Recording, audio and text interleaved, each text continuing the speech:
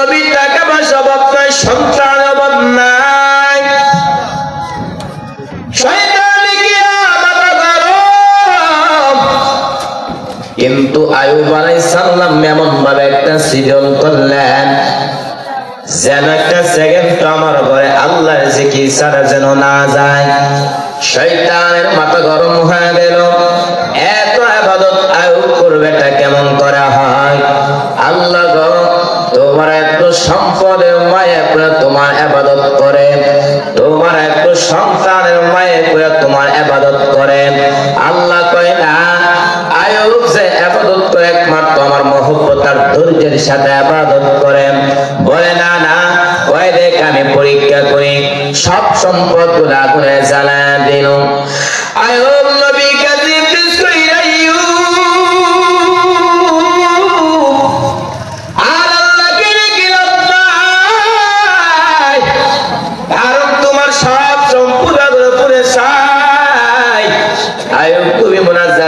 আলহামদুলিল্লাহ, ইবলিস ওয়া নাউযুবিল্লাহ বল আলহামদুলিল্লাহ কান। আইয়ুব কবি ডাক দেয়া কয় আলহামদুলিল্লাহ বলকারুন, আল্লাহ পাক রব্বুল আলামিন আমাকে সম্পদ দান করেছেন, এই সম্পদের কারণে ইবাদত করতে মারাত্মক ব্যাঘাত সৃষ্টি হতো। আজকে আমার সম্পদও নাই, ইবাদতের মধ্যে কোনো টেনশন নাই। ইবলিস মানে না, আল্লাহ কয় দেখ আরো পরীক্ষার মধ্যে ফলায় দিতেছি। উরওয়াতুল ওয়াইজিন নামক কিতাবের মধ্যে উল্লেখ রয়েছে আইয়ুব নবীর শরীরের মধ্যে কিরা পোকা ধরে গেছে। একদিন আইয়ুব টাকা দেখে তার জিহ্বার মধ্যে পোকা। এতদিন আইয়ুব জিহ্বা নাড়া নাড়া আল্লাহ থেকে কতদিন টান্না হয়ে যেত।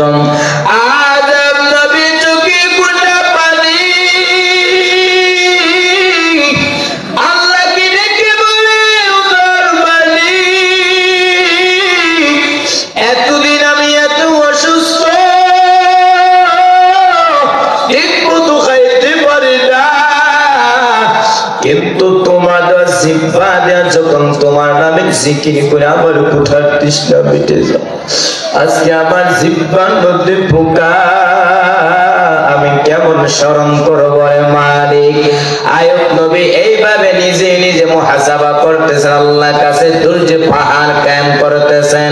হঠাৎ করে তাকায় দেখে তার সকল বিবিরা তার সামনে দাঁড়ায় বলেন,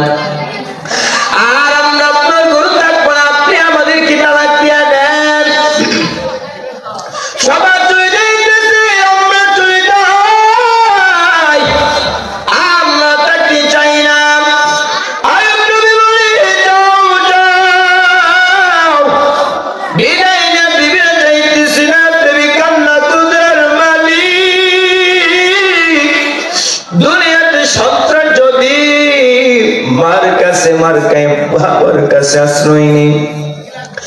আবার বাবা যদি সন্তানকে পাহাড় কয়, মায়ের কাছে আশ্রয় নেই। কিন্তু শেষ পর্যন্ত প্রত্যেকটা মানুষের জীবনে আপন হতার আদরের বিবি ছাড় কেউ না। ওদের মালিক, আজ আমার বেবির আমার কাছে চলে যাইতেছে। আল্লাহ, আমার মনে কোনো কষ্ট নাই, তোমার কাছে অনুরোধ তুমি আমাকে ছেড়ে দিও না রে মালিক। দুনিয়া সব আমাকে চুরি চুরি আপনি আমাকে ছেড়ে দিয়েন না মালিক। আইয়ুব নবী কোথা দুনিয়া বলে চোখ বেবে পানি ফুটা বুলগাল বে পড়তেছে।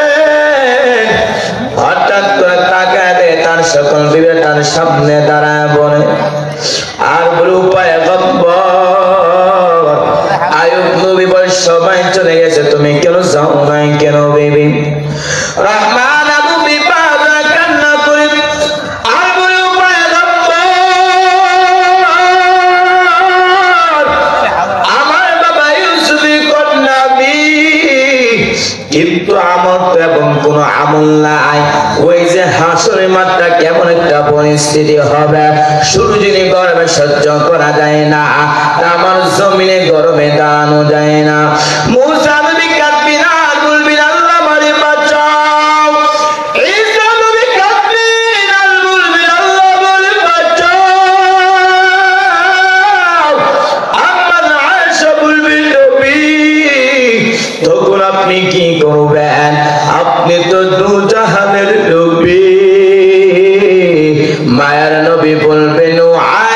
আয়েশা আমি তখন মাকামে মাহমুদে আমার মালিকের দরবারে সিজদায় পড়িয়া যাব। আম্মা আয়েশা বলবেন নবী তখন কান্না করে কি হবে? মায়ের নবী বলবেন আয়েশা আমার আল্লাহ আমাকে আদেশ করবেন নবী আপনি কাঁদবেন না, আপনার একটা উম্মতের জাহান্নামে দেওয়া হবে না, আপনি তাদেরকে দুনিয়াতে তাদেরকে জান্নাতে দিকে নিয়ে যান। আম্মা আয়েশা বলবেন নবী কোটি কোটি মানুষের মধ্যে আপনার উম্মতগুলো কেমনে বাছাই করবেন? মায়ার নবী বলবেন হে রে আয়েশা আমার উম্মত যারা 5 বেলা ওযু করে 5 ওয়াক্ত নামাজ পড়েছে ওদের ওযুর অঙ্গগুলো কিয়ামতের ময়দানে নূরের আলোতে ঝলমল করতে থাকবে। আমি নবী ওদেরকে দরিয়ে দিয়ে তাদেরকে জান্নাতে দিয়ে নিয়ে যাব। রহমান নবী বাদা কান্না করি আর বলল আমার বাবা ইউসুফ কন্যাবি কিন্তু আমার তেমন কোন আমল নাই। ওই দিন যদি আমি রহিমাকে আল্লাহ কাঠ প্রদান করবে রহিমা কি আমল নিয়ে এসেছো? আমি বলবো আল্লাহ আমার এমন কোন আমল নাই, তবে আমি আপনার আদরের পয়গম্বর আইয়ুব নবীর স্ত্রী ছিলাম। আল্লাহ হয়তো মায়ার নজর দিয়ে তাকাইয়া আমি রহিমাকে আল্লাহ মাফ করে দিতে পারে। এরে নবীর উম্মতেরা তারা যেমন ভাবে ধৈর্য ধারণ করেছে যদি আমি আপনি ধৈর্য ধারণ করতে পারি তাহলে আমার আপনার পক্ষে সম্ভব হয় 2টা বিষয় আমল করা। 1 নম্বরে যেই বান্দা ব্যবসা করতে চায় ওই ব্যক্তির যেমন ভাবে জ্ঞান থাকা জরুরি, ঠিক তেমন ভাবে যেই মানুষটা দিনের উপর চলতে চায় ওই ব্যক্তির জন্য তার দিনের সম্পর্কে তার জ্ঞান থাকতে হবে। 2 নম্বরে যেই বান্দা ব্যবসা করতে চায় ওই ব্যক্তি যেমন ভাবে পুঁজি থাকা জরুরি, ঠিক তেমন ভাবে যেই বান্দা নামাজ পড়তেছে, যেই বান্দা রোজা রাখতেছে, যেই বান্দা হজ করতেছে ওই ব্যক্তির আমলটা আল্লাহর খোঁজ কবুল হতো ঈমান লাগবে কিনা? আরো জোরে বলেন।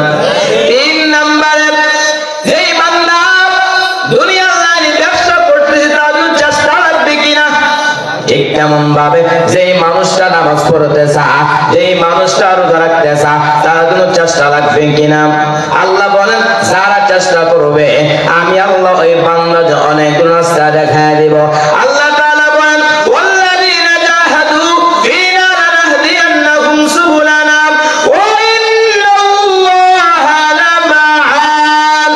লামা'আল মুহসিনিন।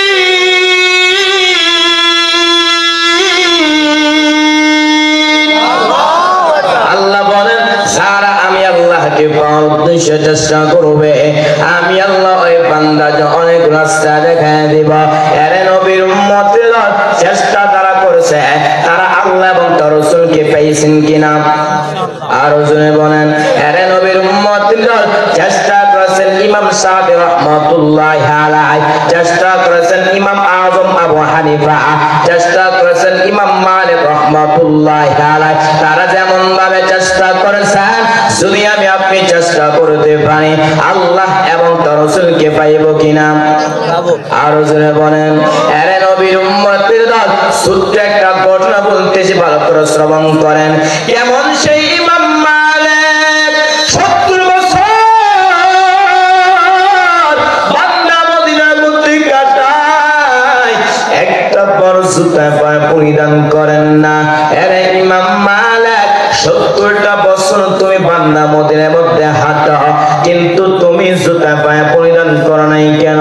ইমাম মালিক বলেন আমি নবীর বড় আশিক, আমি যখন মদিনার অলিগলিতে জুতা লাগাইয়া হাঁটি আমি নাকটা লাগায় দেখি পয়গম্বরের রওজার ঘেরান আমার নাকে লাগতেছে।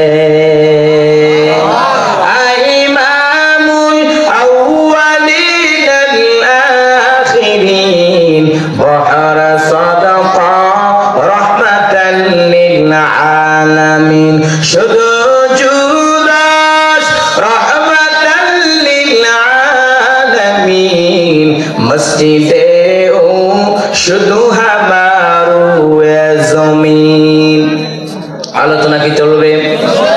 শেষ করে দেই, শেষ পর্যন্ত বসবেন তো? কারা কারা বসবেন না হাত তোলা দেন? হ্যাঁ বসবেন না? বসবেন ইনশাআল্লাহ। এর নবীর উম্মতের ওই ইমাম মালিক, তার ভিতরে নবীর কত মহব্বত ছিল। ইমাম মালিক 70 বছর বান্দা মদিনার মধ্যে কাটা। ইচ্ছা করলে বান্দা মদিনা থেকে মক্কায় গিয়ে বান্দা বছর বছর উমরা পালন করতে পারে। ইচ্ছা করলে বান্দা মদিনা থেকে মক্কায় গিয়ে বান্দা বছর বছর হজ পালন করতে পারে। কিন্তু এত সুযোগ থাকার পর ইমাম মালিক তিনি মদিনা থেকে মক্কায় যায় না। ইমাম মালিক কাদের তামান্না, আমি যদি মদিনা থেকে মক্কা হজ করতে যাই, আর যদি আবার ইন্তেকাল হয়, আমি তো মদিনার পাশে থাকতে পারবো না। এর নবীর উম্মতের দান। একদিন ঘুমের ঘরে ইমাম মালিকের সাথে নবীর মুলাকাত হয়ে গেছে। আল্লাহু আকবার বলেন। ইমাম মালিক নবীর সাথে কথা বলা শুরু করে দিলেন। ইমাম মালিক বলেন, ওগো আল্লাহর নবী, আমার হাতটা তো আপনি জানেন, আমার মনটা আমি মদিনা থেকে মক্কায় গিয়ে হজ পালন করতাম, উমরা পালন করতাম। নবী আমার ডান হাত উঠে 5টা আঙ্গুল দেখাইছে। দেখানোর পরে ইমাম মালিকের ঘুম ভেঙে গেছে। ইমাম মালিক টেনশনের মধ্যে পড়ে গেলেন। নবী আমার ডান হাত আঙ্গুল দেখে বোঝাইছে 5টা বছর নাই, 5টা দিন নাকি 5টা মাস। ইমাম মালিক তার খাদেমকে বললেন, এ খাদেম জলদি করে আল্লাহ মেসিনের কাছে যাও, তার কাছে যাইয়া স্বপ্নের ব্যাখ্যা জানো, তবে আমার নাম ইমাম মালিক বলবা না। খাদেম দৌড়াইয়া আল্লাহ মেসিনের কাছে গিয়া বলতে লাগলো, এক আল্লাহর বান্দার সাথে ঘুমের মধ্যে নবীর সাথে মুলাকাত হয়ে গেছে। ওই আল্লাহর বান্দা নবীকে প্রশ্ন করলেন, নবী আমার হায়াতটা কত আপনি জানায় দেন। নবী আমার ডান হাত উঁচু করে 5টা আঙ্গুল দেখাইছে। এবার আপনি স্বপ্নে ব্যাখ্যা করেন 5টা বছর নাকি 5টা দিন নাকি 5টা মাস।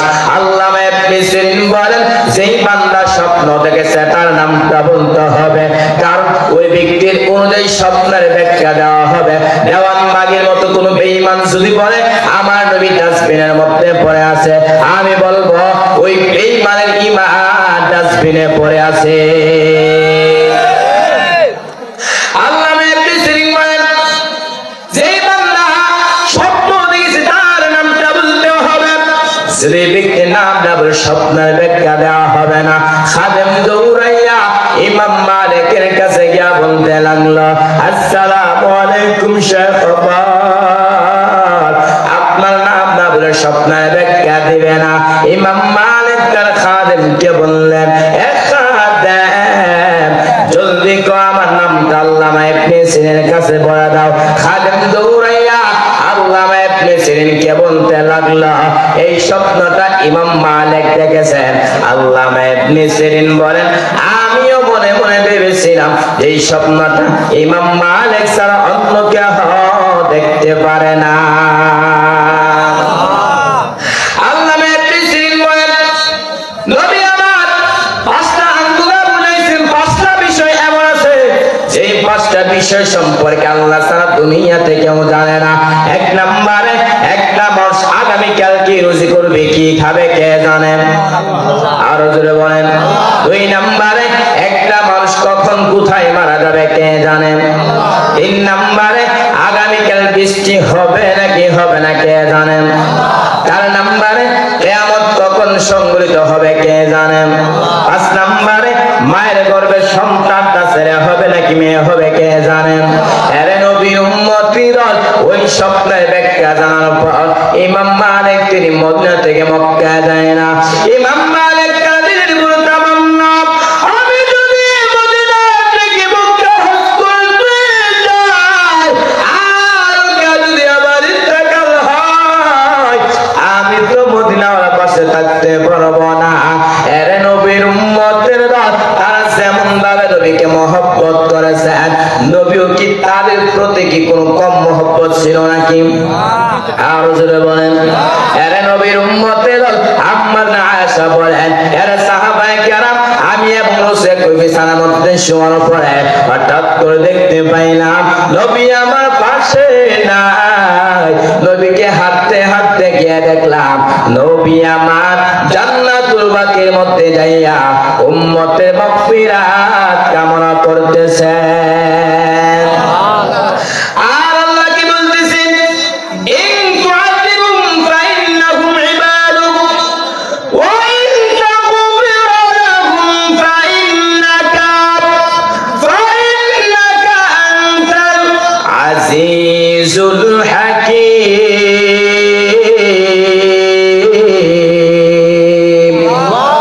আল্লাহ কাছে বলতেছেন, ও মালিক, ইন তুআযিবুম ফাইন্নাহুম ইবাদুক, ও আল্লাহ যদি আপনি তাদেরকে শাস্তি দেন তারাই তো আপনার বড় বান্দা।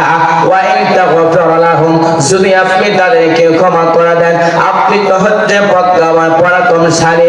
এর নবীর উম্মতের দল, যেই নবী আমার আরামের ঘুমকে হারাম করিয়া জান্নাতুল বাকির মধ্যে যাইয়া উম্মতের মাগফিরাত কামনা করে, ওই নবীর সুপারিশটা কি জান্নাত দেওয়া সম্ভব হবে?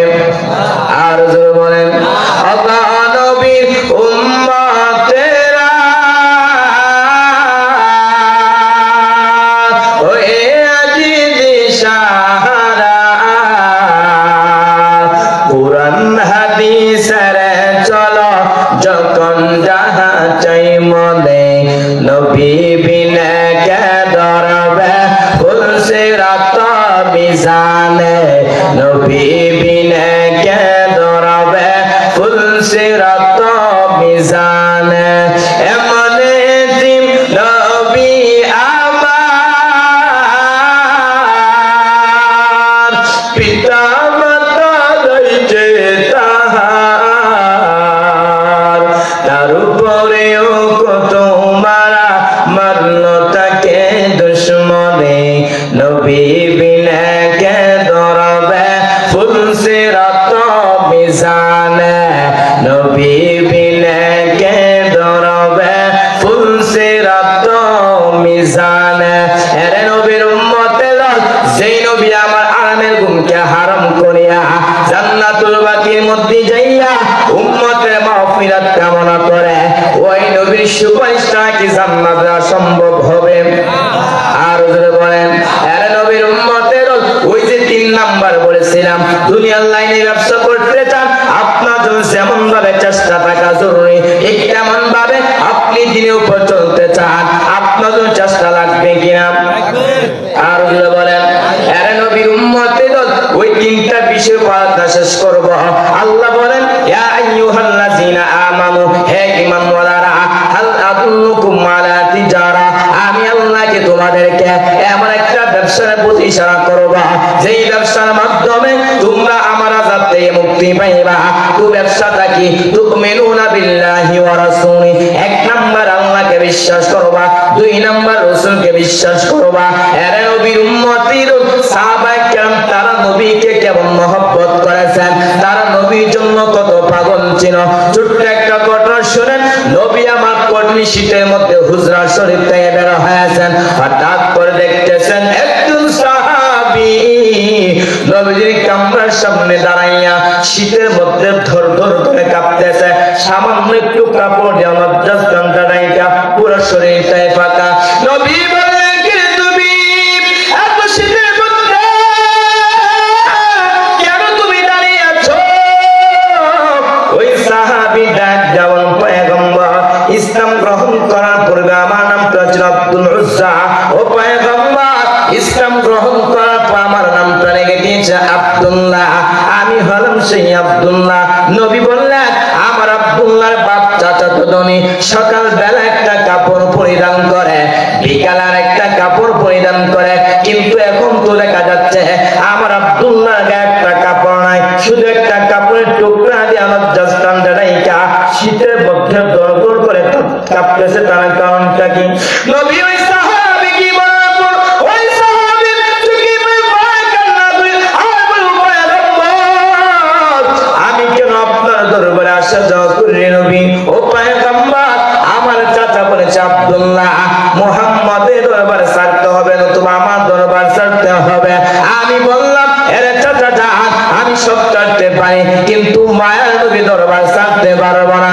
এই কথা বলার পর আমার চাচা বলে, আব্দুল্লাহ, যেহেতু মুহাম্মদের দরবার ছাড়তে পারবো না, কাপড়গুলো দিয়ে দাও। উদ্দেশ্য হলো আমি উলঙ্গ হলে লজ্জাস্থান করতে বের হতে পারবো না। আমার মাকে বললাম, মা, আমাকে একটা কাপড়ের টুকরা দেন। ওই কাপড়ের টুকরা দিয়ে লজ্জাস্থানটা নাইকা নবীকে একটা নজর দেখতে পারেন, জীবনে আর আকাঙ্ক্ষা থাকবে না। আল্লাহু আকবার বলেন, আরো জোরে বলেন। ও পয়গম্বর, এই কথা বলার পর আমার আম্মা একটা কাপড় দিল। ওই কাপড়ের টুকরা দিয়া লজ্জাস্থানটা নাইকা শুধু আপনাকে একটা নজরে দেখার জন্য দাঁড়িয়েছি। নবী ওই সাহাবীর কথা শোনার পর নবীর চোখ দিয়ে টপ টপ করে পানি পড়া আরম্ভ করল। নবী ওই সাহাবী কি বললেন, আরে আব্দুল্লাহ, আব্দুল মুবারক কাছেনি। নবী আমার ওই সাহাবী আব্দুল্লাহকে দুইটা কাপড় দিল। এরপর ওই সাহাবীকে আব্দুল্লাহ জুলবাকাদান বলা হয়। নবী বললেন, আরে আব্দুল্লাহ, তোর মনে কোনো আকাঙ্ক্ষা আসেনি? আব্দুল্লাহ চোখে পানি প্রায় কান্না করে পয়গম্বর, আমার এমন কোনো আকাঙ্ক্ষা নেই নবী, তবে আপনি আমার জন্য দোয়া করেন, আল্লাহ যেন আমাকে শাহাদাতে মৃত্যু দান করে। নবী আমার ওই সাহাবীর জন্য যখন দোয়া করলো, হঠাৎ করে একটা যুদ্ধ আসলো। আব্দুল্লাহ রাস্তার মধ্যে দুনিয়া চাইয়ে বিদায় হয়ে চলে গেছেন। নবী আমার সাহাবায়ে কেরামকে বললেন, আরে সাহাবায়ে কেরাম, তোমরা আমার আব্দুল্লাহকে গোসল করাও, আমি নিজে গোসল আব্দুল্লাহর জানাজাটা পড়াইব। নবী আমার সাহাবায়ে কেরাম আব্দুল্লাহকে সুন্দর করে গোসল করানোর পর নবী আমার আব্দুল্লাহ জানাজাটা পড়াইলো। শুধু তাই না, সাহাবায়ে কেরাম আব্দুল্লাহ লাশটা নিয়ে যখন কবরের মধ্যে হাজির হয়ে গেলেন, নবী সাহাবায়ে কেরাম কি বললেন, আরে সাহাবায়ে কেরাম, কেউ তোমরা কবরের মধ্যে প্রবেশ করবে না, আপনি যে রাসূল কবরের মধ্যে প্রবেশ করব। নবী আমার কবরের মধ্যে প্রবেশ করার পর সাহাবায়ে কেরামকে বললেন, আরে সাহাবায়ে কেরাম, আমার আব্দুল্লাহর লাশটা আমার হাতে দাও। নবীর হাতে আব্দুল্লাহর লাশটা দেওয়ার পর নবী আমার লাশটা আকাশে উঁচু করে বলতেছেন, ও মালিক, আমিও আব্দুল্লাহ উপর সন্তুষ্ট হইলাম, তুমিও তার উপর সন্তুষ্ট হয়ে যাও। আরে নবীর উম্মতিরা সাহাবায়ে কেরাম শুধু একজন না, দুইজন না, লক্ষ লক্ষ সাহাবায়ে কেরাম তারা নবীর জন্য তারা জীবনটা বিলীন করে দিয়েছেন। আল্লাহ বলেন, তুমিনুনা বিল্লাহি ওয়া রাসূলি, এক নাম্বার আল্লাহকে বিশ্বাস করবা, দুই নাম্বার রাসূলকে বিশ্বাস করবা। সাহাবায়ে কেরাম তারা কেমন নবীকে মহব্বত করেছেন, অন্তর দিয়ে বিশ্বাস করেছেন, জবান দিয়ে স্বীকারোক্তি করেছেন, তারা আমলের মাধ্যমে দেখাইছেন। আরে নবীর উম্মতিরা তাবুকের যুদ্ধের সময় যখন চলে আসছে, নবী সাহাবায়ে কেরামকে বললেন, আরে সাহাবায়ে কেরাম, আমরা যুদ্ধের ময়দানে অংশগ্রহণ করব, তোমরা দান সদকা করে সম্পদ দান করো। ওমর দান করলেন, উসমান দান করলেন, হযরত আলীও দান করলেন, আবু বকর তার সম্পদ নিয়ে হাজির হলেন। আল্লাহর নবী বললেন, হে উমর, কি পরিমাণ সম্পদ দান করেছ? উমর বলেন, আমার সম্পদ অর্ধেক আমি দান করে দিলাম। নবী বললেন, হে আবু বকর, কি পরিমাণ সম্পদ দান করেছ? আবু বকর বলেন, আমার ঘরের মধ্যে যা আছে সব আমি দান করে দিলাম। নবী বললেন, হে আবু বকর, তোমার ঘরের মধ্যে কি কিছু নাই? আবু বকর ডাক দিয়া বলেন, পয়গম্বর, আমার আল্লাহ আপনি ছাড়া আমার আপন কেউ নাই, আমার ঘরের মধ্যে যা আছে সব আমি দান করে দিলাম। নবী আশ্চর্য হয়ে গেলেন। হঠাৎ করে জিবরাইল আমিন এসে হাজির হয়ে গেলেন। জিবরাইল আমিন বলেন, ও পয়গম্বর, আপনার সাহাবী আবু বকরকে আল্লাহ সালাম দিয়েছেন আর জানতে চেয়েছেন এই অবস্থা তার মনে হালতটা কি। আল্লাহ জানার পর কেন বললেন? আল্লাহ তার নবীকে বুঝাইলেন আল্লাহ আবু বকরকে কত মহব্বত করেন। আল্লাহ নবী বললেন, হে আবু বকর, আল্লাহ তোমাকে সালাম দিয়েছেন আর জানতে চেয়েছেন এই অবস্থা তোমার মনে হালতটা কি। আবু বকর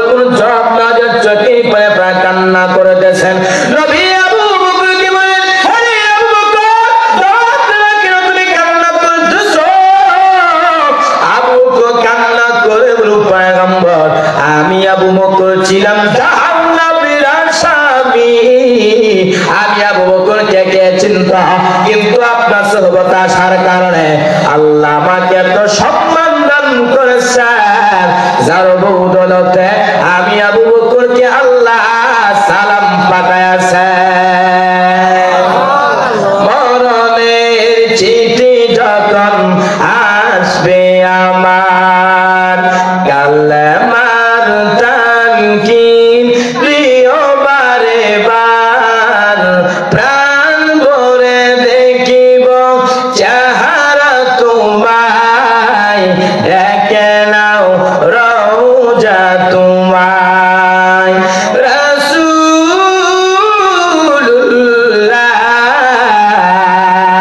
কি উপায় হবে আমার, হাবিবুল্লাহ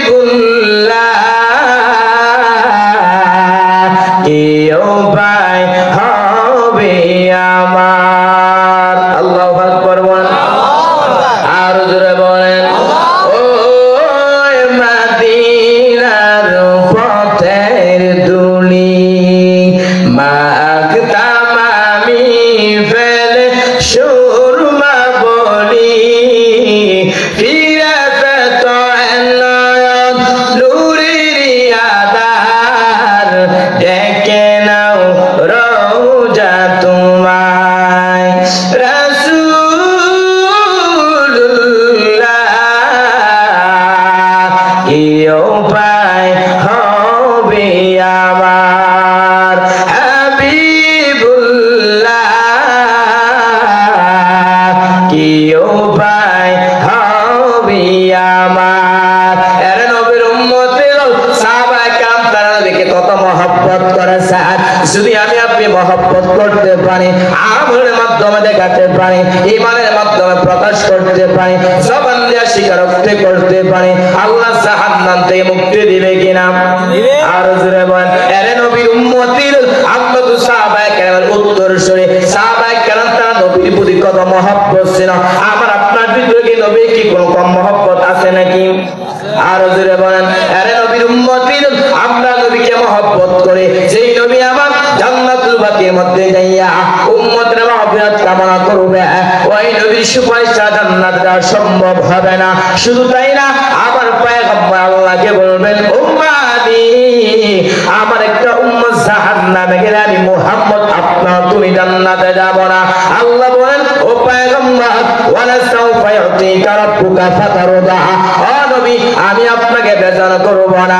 এর নবীর উম্মতের যেই নবী আমার আরামের গুমকে হারাম করিয়া জান্নাতুল বাকির মধ্যে যাইয়া উম্মতের মাগফিরাত কামনা করে, ওই নবীর সুপারিশটা কি জান্নাত যাওয়া সম্ভব হবে? এর নবীর উম্মতের আমি আপনি নবীকে কত মহব্বত করি, জাহান্নাম থেকে বাঁচতে যাই কিনা? অল্প কিছুক্ষণের ভিতরে শেষ করব। যদি আপনার মোনাজাত আগে চলে যান, আমি অনেক কষ্ট পাবো। কেউ আগে চলে যাবেন? হ্যাঁ, এত দূর থেকে আসছি, সিলেট থেকে, কোথায় থেকে? হবিগঞ্জ থেকে। এখন আমার আগে যদি আপনারা চলে যান, কষ্ট পাবো না? হ্যাঁ, থাকবেন? কারা কারা থাকবেন? দুইটা হাত তুলে দেন। লিল্লাহি তাকবীর, লিল্লাহি তাকবীর। হাত নামান। মানুষ যতটুকু হয়েছে আলহামদুলিল্লাহ যথেষ্ট পরিমাণ। যদিও এখানে আমি গতকালকে প্রোগ্রাম ছিল বিবারিয়া কসবা, হাতে গোনায় অর্ধেক পেয়েছি, অর্ধেক। তারপরে শেষ পর্যন্ত ছিল আমার বাড়ি হবিগঞ্জ, তারা বিবার বয়ান করছে বিবারিয়া কসবা, এটা কাছাকাছি জেলা, ঠিক না? আমি এত দূর থেকে আসছি, হিসেবে তো আপনারা আমার করে যাওয়ার কথা হিসাবে, তারপর আপনার কষ্ট দিব না। মুনাজাত ইনশাআল্লাহ বিদায় হবে, ইনশাআল্লাহ। আর ওরা বলেন ইনশাআল্লাহ। এর নবীর উম্মতের দল আল্লাহ তাআলা বলেন, ইয়া আইয়ুহাল্লাযীনা আমানু, হে ঈমানওয়ালারা, হাল আদুল্লুকুম আলা তিজারা, আমি আল্লাহকে তোমাদেরকে এমন একটা ব্যবসা প্রতিষ্ঠা করব, যেই ব্যবসার মাধ্যমে তোমরা আমার আযাব থেকে মুক্তি পাইবা। এর নবীর উম্মতের আল্লাহর আযাবটা কেমন ভয়ঙ্কর শুনবেন তো?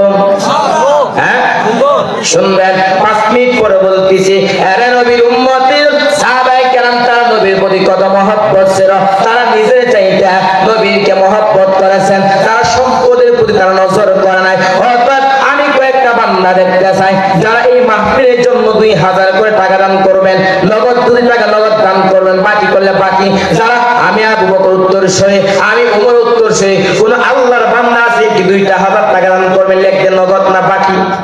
বাকি দান করবেন, কোন আল্লাহর বান্দা আছেন? 2000 টাকা দান করবেন।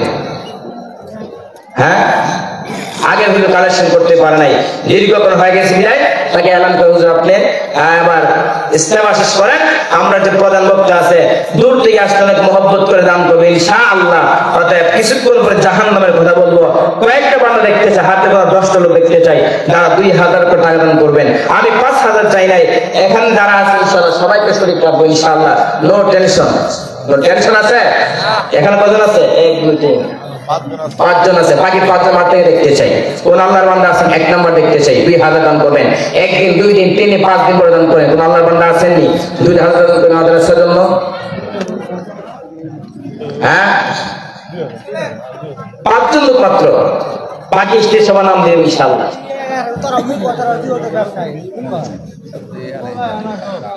অতএব বান্দা অনেকেই শুধু চাইতে হুজুর অনেক টাকা আমরা দিয়ে আসছে, অনেকে দিয়ে আইছে, ঠিক না?